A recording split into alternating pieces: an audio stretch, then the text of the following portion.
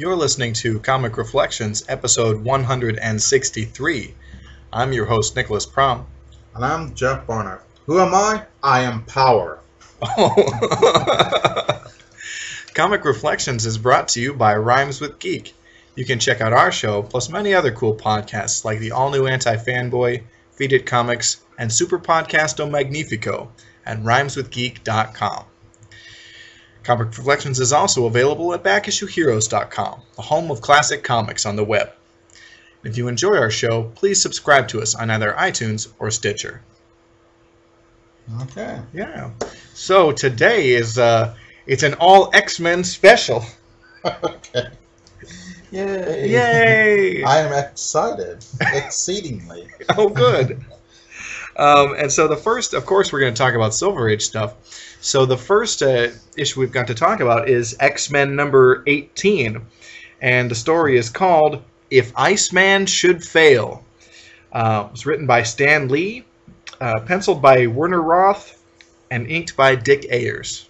All right. We come up. The X-Men have been defeated by Magneto.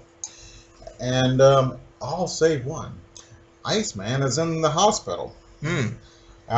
So it's up to Iceman to save the day. Yeah. So Magneto has sent the X-Men, Professor Xavier and all the rest, in one of those atmospheric balloons. High atmosphere, whatever. Yeah.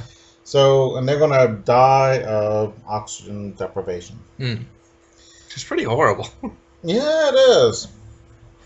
So Magneto lifts up the X-Mansion. X-Mansion, and he says, "Oh, I want to crush it, but I got a better idea. I'll use it for my headquarters," which is actually a good idea. Yeah. Actually. Yeah. So he has fun messing with stuff and Destroying Cerebro and Cerebro is destroyed with a boom. I love that. And remember, in the 60s, the Marvel's fan club was the Mary Marvel Marching Society, but in the 70s, they changed it to FOOM, Friends of Old Marvel. And they had a fanzine and everything. So yeah. All right. So little does Magneto know that the Angel's parents, the Worthingtons, have just shown up at Professor X's school to visit. He's going to kill them and says, "Wait a minute, I'll use them." Second time he does it this issue. So he puts them to bed.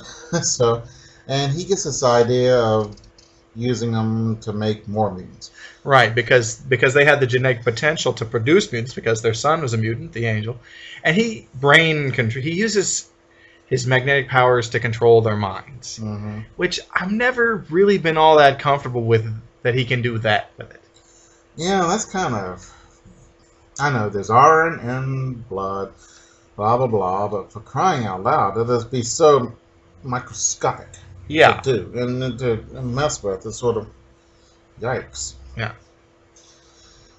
Alright, so the professor is in a bad way. He's got some kind of thought nullifiers on his head, and he breaks them with his mental powers. Okay. Alright, so he wakes up everybody else. Yeah. And they try to get out. And there's no way to get out without dying. So, right. So meanwhile, Iceman is still at the hospital being treated. They're going to treat him with some... I guess he was hurt. Right. So. Not sure how, but he is. Yeah. Okay. Iceman. That is my least... Alright. You can choose a mutation. Okay. Iceman would be low on my list. Why? Because in order to do anything cool, you have to turn to ice. So? Yeah. I don't know. I'd rather be humanoid and do something cool. Although I really don't like any of the mutations. I wouldn't want the laser beam eyes because you have to wear sunglasses all the time. I wouldn't want to be Hank. With the big hands and feet? Yeah. Oh, Jean's got a decent, she can... Yeah, she has telekinesis. Yeah, but you gotta be a girl, and that would be not cool. Oh, man. Professor Xavier, that's pretty cool. He's got to be in a wheelchair, though. Magneto, might be handy around the house, but it's yeah. Toad is the worst one. He can jump and hit things with his tongue. Is that it? No. The tongue was something they just made up in the movie. Oh, really? Yeah. But he just jumps around. But he's a coward, so he's a totally weak villain. Yeah, he is super cowardly. Yeah. Like his minimal mutant power, wow, he can jump real good. Means nothing because he's not brave. He's not, and he's a toady, and of course, how perfect. Right. Yeah. You know. Angel, I don't know. I wouldn't want to have wings on, but it's kind of cool. But those wings are getting away all the time. So. Yeah, I love how he'd like wrap it up and put his wings and like put them under a suit, and no one would know. Mm-hmm. So anyway. Yeah. Must be hard at the beach. So. Yeah. So Magneto is turning all their equipment into mad science stuff. Yeah, he's gonna make these mutants, millions of them. Yeah, it's really creepy. His plan. He's gonna harvest genetic material from the Worthingtons and grow mutants who will then be his slaves. Yeah. And conquer the world. Mm-hmm. So Iceman gets out of the hospital. He goes. Yeah, he's not in this. Well, he's wearing street shoes, which is kind of odd. Mm. But I guess that's how he went to the hospital. Right, and so he creates an ice slide and goes out the window. I love that. Yeah. And the rest of the X-Men are there. Okay, we get a backstory. Let's see, is it the Seeker or the Searcher? The Stranger. The Stranger. One of those S words. The Stranger has captured Magneto in the past, put him on a prison planet. And leaves all these derelict spaceships behind. The Magneto figures out how to make them go, and he leaves Toad behind, which is so cold. It is. Yeah. Toad is useless. It's good to have lackeys, but they need to be capable of helping you too. It's the worst kind of yes man. Do you remember the Stranger? Yeah. Yeah, I remember he was going to use the Hulk to destroy the world. Remember that? Yeah. So. All right. So they use Jean's power to lower the to keep the balloon from going up into outer space. Okay. And I don't know. They spend a lot of time doing that. It's kind of boring because it's mostly people looking like they're thinking really hard, but there's not the most exciting thing in the world. Point taken. So anyway, Iceman goes back to the mansion and he's like, oh crap, it's Magneto, and I gotta beat him up by myself. Yeah, and I'm lame. What can I do? So he can create a cool ice ladder. Yeah, but she falls off. Oh, God. I do like the scene of the mutants being born. That's pretty nifty. And, of course, they're in big bell jars. Mm-hmm. How else would you make a mutant? Right? So, easy bake oven. What would you want them to do? So, anyway, Iceman gets discovered by Magneto, and Magneto throws the phone at him, and rings and like radios and cranks from cars and stuff flying through the air, clocks. Yeah, yeah, man, that's lame. And then Magneto slides on the ice slide that Iceman made. And it's pretty cool. I was amused. Yeah. So then Iceman makes an igloo to keep them both together, and it didn't work very well. All right. So anyway, the X-Men, the rest of them, Cyclops uses his optic beam to like punch a hole in the balloon, and so they can start, descending to the Earth. Mm-hmm. And of course, they land right by the X-Mansion, so they go right back in and jump Magneto. Yeah, which is probably the most fantastic thing that happened. You're right. The whole thing is that they landed right there. Mm-hmm. You normally it would be in real life. You'd be like, oh, I must have taken a wrong turn back at Albuquerque. Yeah. So. Mm-hmm. Yeah, I do like Hank. And the Beast is cool. Yeah, and I like polysyllabic people. Yeah. Villains, heroes, I just like him, and he's really smart, and it's kind of cool. Yeah. And I don't know, and I know it's a cheap kind of stunt, but I still like it. I'm not sure why.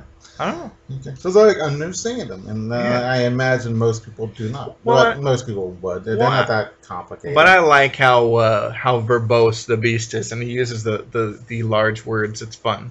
Mm-hmm. Yeah. And yeah. kids are expanding their vocabulary when they're reading this. Very good. So yeah. Okay. All right. Huge fight going on. Everyone's getting their butt kicked. Except for Magneto. Yeah. Professor X says, "Hold on," and I says, "Why are we going to give up?" No, here comes the stranger. He looks like Father Winter or something like that. Yeah. And he comes maybe that's the form he takes when he's traveling through space. Yeah. And he just whisks Magneto away. The X-Men don't beat him. Mm-hmm. And then they destroy all those mutants that were being grown in tubes. Right. Rescue the Angel's parents. And that's the end. Yay! Yeah. Okay. Magneto's kind of one-dimensional here. And I really don't like any of the characters that much except for Hank. I don't know. The Professor's okay, but everyone else is a stereotypical comic book teenager. And I don't need, when I was a teenager, I didn't need to read about teenagers. Sure. I don't care if they're 80 years old or 5. So they're interesting heroes. Right. They don't have to be the same race, or they can be girls. I didn't care. And it's interesting, the X-Men became such a huge phenomenon much later. I mean, it was really super second string as far as Marvel were concerned. I mean, in fact, issues number 67 through 93 were just the book went into reprints.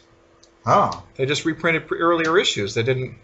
Yeah, it's interesting how, I don't know, the fickle public is, Yeah, but I mean, they took off once they got brought back and had a new cast of characters. Really. Was it Wolverine that did it? Wolverine and Colossus and Storm and Nightcrawler. People love those characters. Mm-hmm. And we will talk about them next week. But let's talk about this next issue. It's X-Men number 71, but this is a reprint of X-Men number 20. Oh, okay. So it's part of that during the reprint period. Mm-hmm. We got part of the cover here. It's really great. Oh, yeah. Go ahead with the credits. Cast and crew. Thank you. It's the story is called I, Lucifer. It was written by Roy Thomas, penciled by Werner Roth, and inked by Dick Ayers. So. Yeah, on the cover part we have, let's see, is it Blob and Eunice, the Untouchable. Man, and it shows a walking Professor X because we find out what happened to him. Why can he not walk? Right. And it shows Jean wearing headphones and with the most determined look. And I don't know why this. I think she's using Cerebro or something. Yeah, but it's really, I don't know. Okay. It's really, I don't know. I didn't think you can make someone wearing headphones look dramatic, but they do it. Okay. So, our splash page is the Blob and Eunice are robbing a bank, and here's the catch: they're wearing X-Men uniforms, and they're saying that they're members of the X-Men. Mm-hmm. Yeah, and this is, of course, the X-Men's classic blue and gold. Right. And they're mutants, so people believe they're X-Men. Sure. And they shoot at them, and the bullets bounce off. Yeah. Oh, I can't think of his name again. Who? What's not Blob, but the other guy? Eunice the Untouchable. Yeah, he just carries a baseball bat. Yeah. And they kick butt. Yeah. Okay. And they rob the bank and defame the X-Men. Yeah. And it makes the news. Mm-hmm. Okay. And then so everyone's back at the X-Mansion in civilian clothes, and they see the news broadcast, and they're like, oh no, what are we going to do? Yeah. But Scott Summers is leaving. And this is what irritates me. What? It's, I don't know, it's romance, comics, plus superheroes. I can't really stand it here anymore. I'm gonna go. So it's doesn't like being a superhero. It's sort. I don't know. It's not handled well. I don't care. So, Okay. okay. So he's left. So they discover that these two guys are pretending to be X-Men, and Professor cannot figure out who is in charge of this. Yeah, so he's searching his mind, looking for who could be it. And of course, we see the names of all the X-Men's greatest foes. Mm-hmm. You know, is it the Submariner, Magneto, the Sentinels, Juggernaut, Mastermind, or the Vanisher, perhaps? But of course, this doesn't fit the MO, certainly of. yeah. Well, certainly not of the Juggernaut or the Sentinels. Sentinels were robots, Yeah. you know, so. But yeah. Mm-hmm. So we see the shadowy figure behind it, but we don't know who it is. So we get a little backstory. Eunice is a wrestler, and the Blob is sent by the bad guy to wrestle him, and they wrestle, and it's pretty cool because. Well, no, here's the thing. The Blob is a circus performer. Yeah. And Eunice comes into town with a rival circus, and the Blob goes there to give him what for. Eunice says if you can win a round or against Eunice, you win $1,000 or whatever. But nobody can touch him, so nobody. Okay, I thought it was the bad guy doing this. Nope. Okay, all right. I mean, he's manipulating this behind the scenes, but yeah. Mm-hmm. And so they said, oh, let's call it a draw because the Blob can't be moved, then the Blob cannot touch Eunice at all because there's force field. Right. So they decide, hey, let's team up and, cause trouble for the X-Men. Mm-hmm. Now, the both of them had fought the X-Men in early issues, like in the first 10 issues of X-Men. And the both of them had gone straight. The Blob had said, he had been manipulated by Magneto. He says, screw this. I'm going to go back to the circus. I don't want to mess around with anything to do with mutants. Okay. I've read that one. Yeah. I think it's like X-Men number 3. Mm-hmm. Or maybe I'm getting it mixed up with Eunice's first appearance. But anyway, and that one of those early issues, Eunice shows up and he repels everything and he steals stuff. But the Beast creates a device that will make his power uncontrollable, and so Eunice can't eat anything or touch anything, and so he has to agree to go straight, or they're going to, use that device on him again. Okay. So. All right. So those guys, Blob and Eunice, together again, are robbing a bank, and here comes Scott. Yay! And he's all emo. Oh, these guys are robbing a bank. They look like X-Men, but they're not. So he starts fighting them, and the crowd hates the X-Men. They kind of overdo the hatred, and I guess they're making a point, but it's kind of... They should be a little more subtle. Yeah. It's sort of... Here's the thing. If you're doing super heroics, you're going to be a celebrity. You're not going to be hated. That's a load of crap. Mm-hmm. So... Yeah, if I discovered a friend of mine or my girlfriend, and this kind of happens later in one of these issues, is a superhero. It's like, hey, great! Open this bottle of ketchup for me or something. It has to be.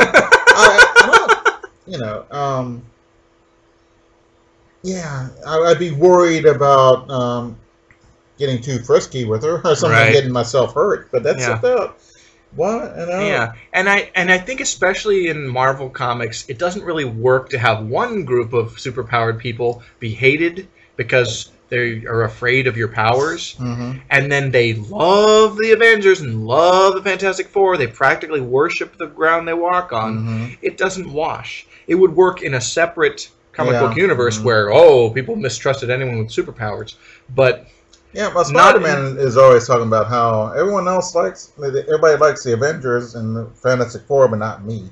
And but they don't have a newspaper editor going against them. So, right.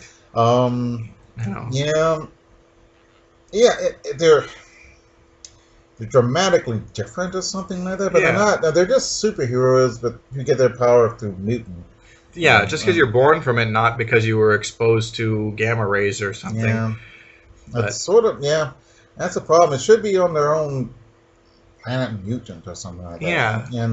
And I just think the whole X-Men concept would work so much better in being separate from the rest of the Marvel Universe. I really think that. yeah. So, but anyway. But it's... But then I like stories where the X-Men meet the Avengers and stuff. Yeah. That's fun. Mhm. So, or Spidey. Yeah. Well, it's a metaphor for, I think... Adolescence and stuff. I don't know, and for Jewishness and stuff like that. They're, you know... Jewishness? I really thought it was about racism and Racism. and homophobia. Homophobia is much later. Right. But, But I mean, later in X-Men comics, they kind of make it more about that. Mhm. But I think it's Right. it's a metaphor for whatever the other is that is Mhm. not accepted in society. Yeah. I think probably anti-Semitism was probably foremost in their minds when it was made. I mean, it is because- the '60s, though. I have to think about the civil rights movement. Yeah. And 20 years earlier, people were shoving Jews into crematoriums. You know, That's so- true. and most of the writers are Jewish, so I'm just making a guess. That's- But it, Yeah. but it probably anti-Semitism and all forms of racism. So, yeah. but and if if I had relatives who were in Auschwitz, I would, I would do the same thing. It would be most on my mind. So I'm not Sure. saying anything bad about them, and more power to them. Yeah. So I mean, I wouldn't want to. I mean, I probably wouldn't like a Ku Klux Klan comic book, although I wouldn't mind reading and see what the devil they say. Racist stuff. Probably. Yeah. Yeah. Yeah, it might be real sunshine and lollipops. You never know. Okay. So back to this story, though. Yeah. All right. So. Okay. Cyclops is fighting Eunice and the Blob. Remember? Yeah. I'm about to call him the Vision. I'm bad with names. But. Alright, Cyclops is fighting, and the city people, they get mad, and they start after all of them. They attack him first. Yeah. So then the Angel and the Beast and Iceman show up. Mm-hmm. And with that ray gun you were talking about earlier, and it doesn't work. No. Yeah. Hey, we had the reveal about the villain, the guy who's behind it. Yeah. Okay. Have we? I was asking you. No. I mean, we've been seeing him in several panels. Right, but he's here on the Yeah. next page. Okay. So they run because they don't want to hurt people. And let's see, Blob and Unis get on a subway. And the X-Men chase after him. Yeah. So anyway, then we cut to the villain. It's Lucifer, the alien evil guy who is preparing he's the vanguard of an alien conquering army, Mhm. and he has some history with Professor X, let me tell you. Indeed. Professor X. Okay, we get this backstory. Professor X goes. Is it in Tibet? A walled city. He goes in there, and these people are controlled by some mysterious entity. And it finds out that it's Inferno, and he's alien. And it's pretty cool little story. Did you say Inferno? Oh, and, Lucifer. Lucifer. Oh. Sorry. I was just trying to clarify. Yes, you should clarify. But he's trying to get a underground army against Lucifer. Professor X is. Yeah. And Lucifer puts a patsy, or some, not a patsy, but a mole in there. And tries to kill them all. It's pretty cool. Yeah. So, they're well done. So, And this is before Professor X was crippled. yeah, so he's running around kicking butt, and he Comes face to face with Lucifer, yeah. Well, Lucifer is talking to the big guy. the big boss from his planet. Yeah, and They have kind of bulbous turnipy heads that they cover with these helmets. You never see his face. Mm-hmm. So they said, "Well, close this down and go to somewhere else." So, But so Professor X confronts Lucifer. mhm. He learns about his whole plan. Then Lucifer drops a big rock on him, Yeah, and it cripples him. mm-hmm. And Lucifer gets away. Yeah. It looks like Lucifer is going to the middle of America Yeah, and to make his dastardly scheme.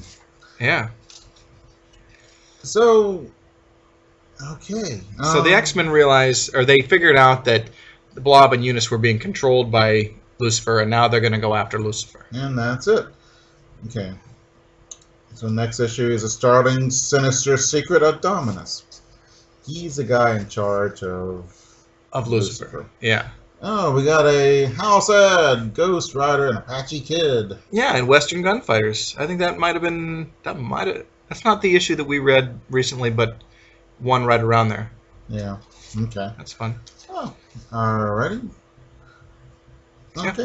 Yeah. All right. Next one, The Power and the Pendant. Yeah, this is X-Men number 73, and it's a reprint of X-Men number 25.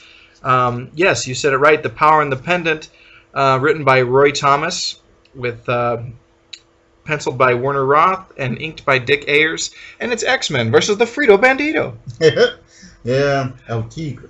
El Tigre. Is it Tigre? El Tigre? El Tigre, yeah. Mm-hmm. The Tiger. Yep. But we start with the X-Men save a bunch of kids from a burning orphanage. Right. Yeah, kids in orphanages. That's the most famous, greatest thing to help people out. Sure. But like the climax of Mighty Joe Young. Is it? Yeah, remember? It's been so long since I've seen that. Oh. But we don't have orphanages anymore, so no. What are we gonna do? So you got to go to Not America to find an orphanage. Yeah. They don't have orphanages at all? Very few. Oh, okay. Because it's very hard to find a kid, or at least a baby, to adopt. Oh, okay. They just mostly it's foster care now. For better or worse. Okay. All right. Why does Ice Boy here, Iceman, use a dang ice ladder? What doesn't he have a way to go up? He's flying over here. Okay, he's using his ice slide to slide around on.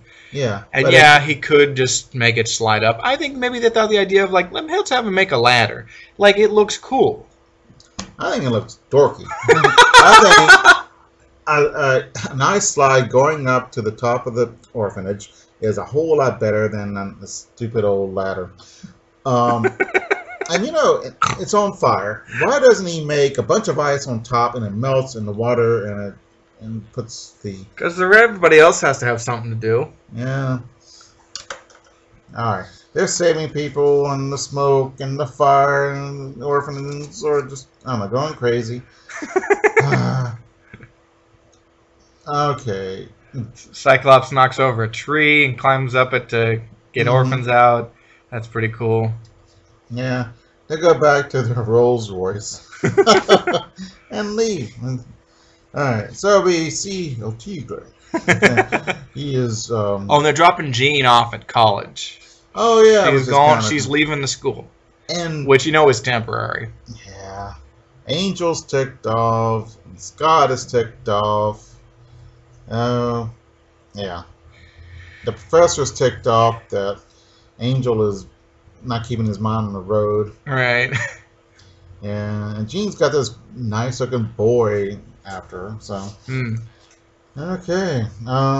So, alright, El Tigre has these two minions who hate his guts. Right. They're just native helpers. Yeah, one is definitely an Amerindian, and the other one is really looks like the Frito Bandito. Right.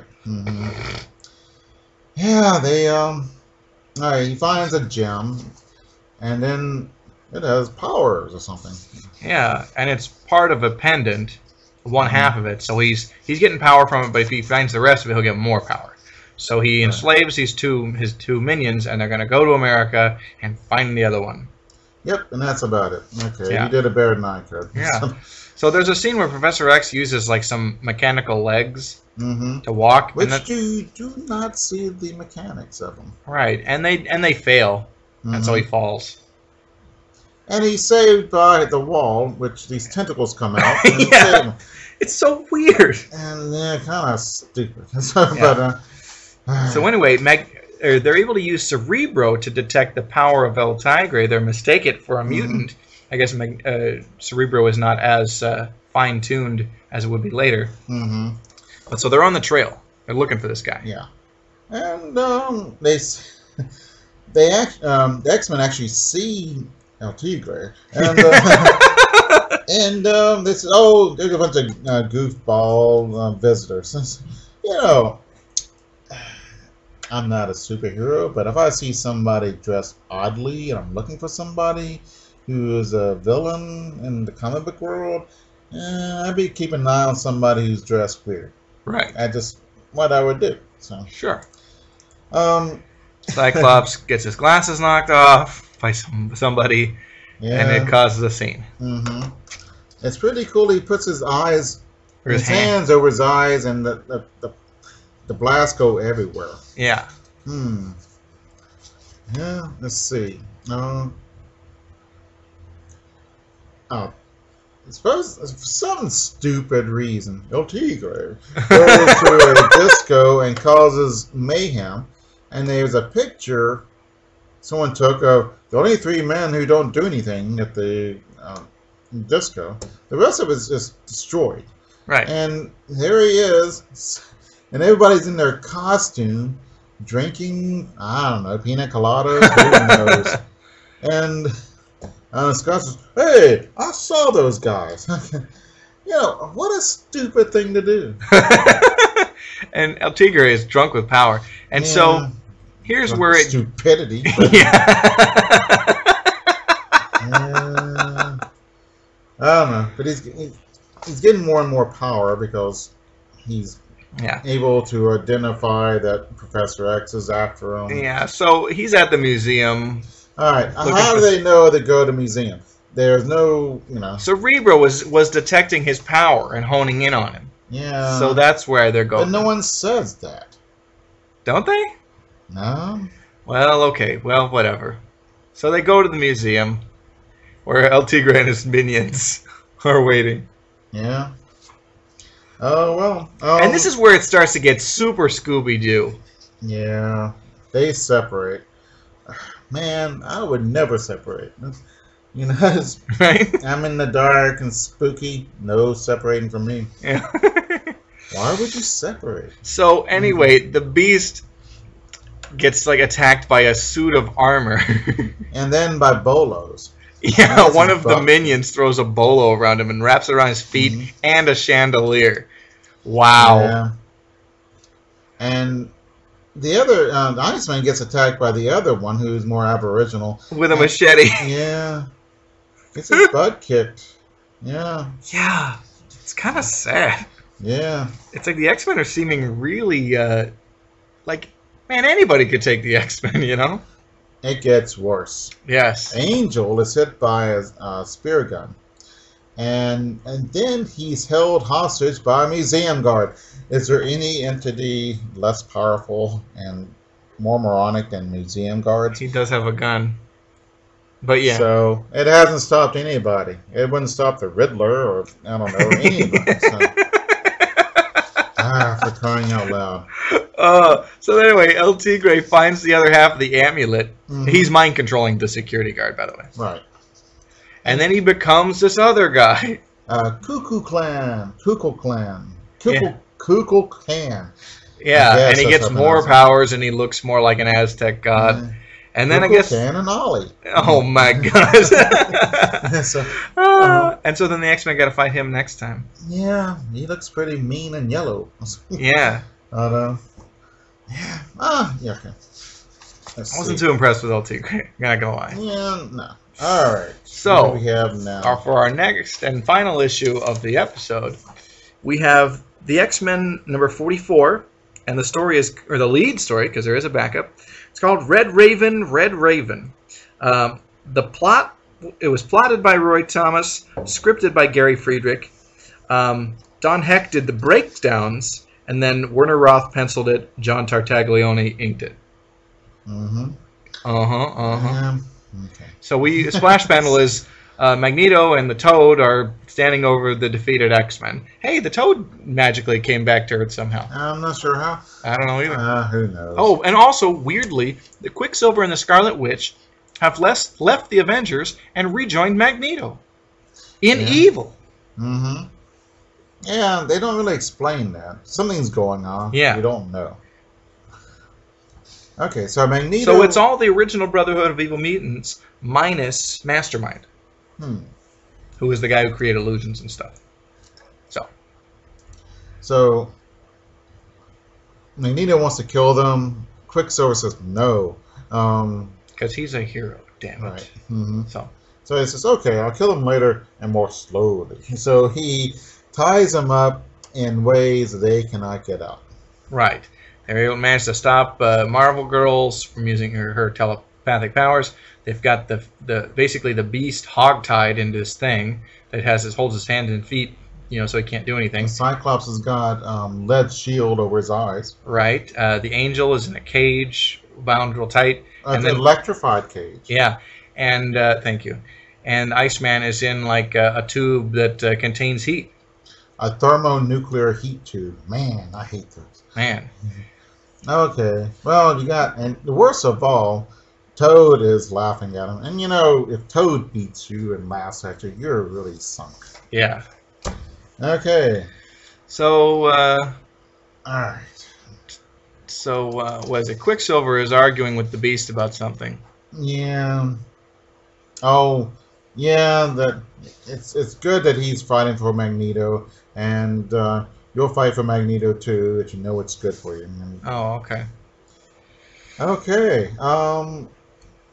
These traps, the bonds they have for the X-Men work great, except for one thing. They leave the key next to Angel.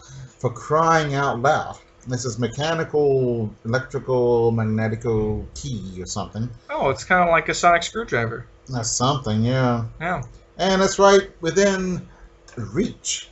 Well, of course, because the Toad left it there because he's a dolt. Yeah. So anyway, the Angel gets loose and he gets Cyclops out.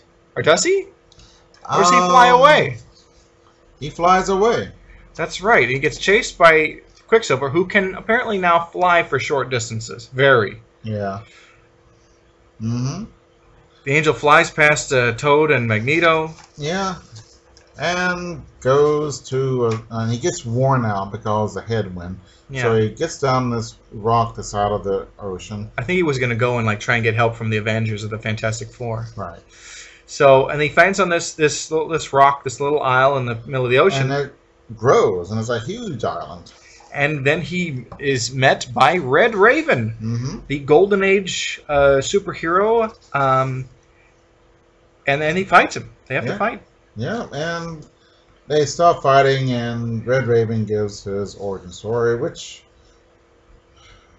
he's discovered by this race of flying people. Because he was orphaned, and these winged people raised him, and then they created wings for him. Yeah, and they want to invade Earth, the rest of Earth. Yeah. And he's decided that's a bad idea, so he puts the kibosh on them and puts them in suspended animation. Right. And I don't know why he's. This is 20 days later, and he's checking out things, and he thinks, "Oh, it's a bad idea. Let's go back under the water and wait another 20 years." Yeah. And let's see. All right, and that's it. Yeah. Yeah. So weird. I don't even know why Red Raven came into this story. Remember the story we read fairly recently? Actually, yeah. It's sort of like, Why does Red Raven keep showing up? It's because Roy Thomas loved that character. Oh. And the character appeared in literally one issue of Golden Age comics. And but Roy Thomas kept let's use Red Raven. He was cool. We've read several stories where he's shown up. Yeah. For no good reason. Yeah, but he's interesting. Anyway, so there's a backup story. It's the origins of the X-Men. And this one is called The Iceman Cometh. And it's written by Gary Friedrich, penciled by George Tuska, and inked by John Verporten. So yeah, it's about, Iceman when he was a youngster before he joined the X-Men. And he's with this beautiful girl going to see movies. He likes West Side Story, which is a play, then a movie about racism. So, Okay. Actually, it's Romeo and Juliet. Yeah. So, and he's beset by these big bullies. and they're all over his girl, and so he hulks out and zaps him with ice. Hulks out. Yeah, Yeah. why not? And she's afraid of him because he has some magical power. That wouldn't upset me. I mean, at least he doesn't have to turn you to an ice beam. You know, Right. hey honey, my tea is warm.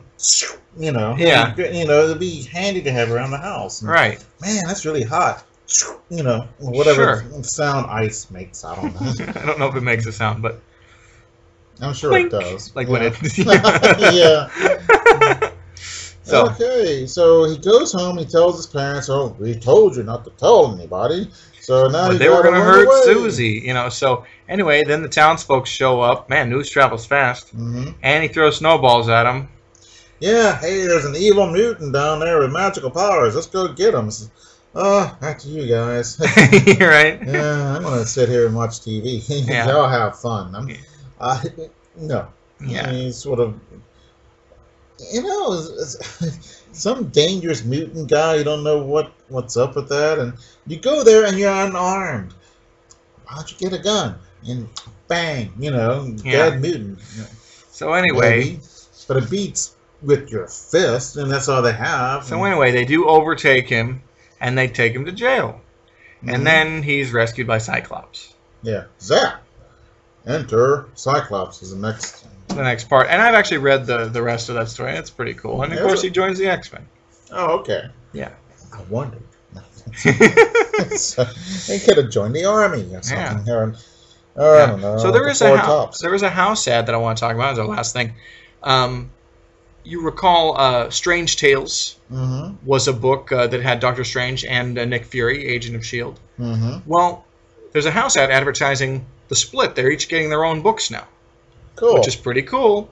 And yay. So that, Yeah, it's another Marvel mind explosion yeah. from the House of Ideas. Yeah. Mm, So, yeah. Yeah. I'm not a huge X-Men fan, I'm afraid. It's just, I find the characters boring. The enemies are boring. Actually, I like El Tigre better than Magneto. There's just- wow. I think Magneto gets better. He's boring. You know, he's just your average bad guy. You Yeah. know, maniacal, whatever. Hmm. But okay. Well, next time we'll see you in the funny pages.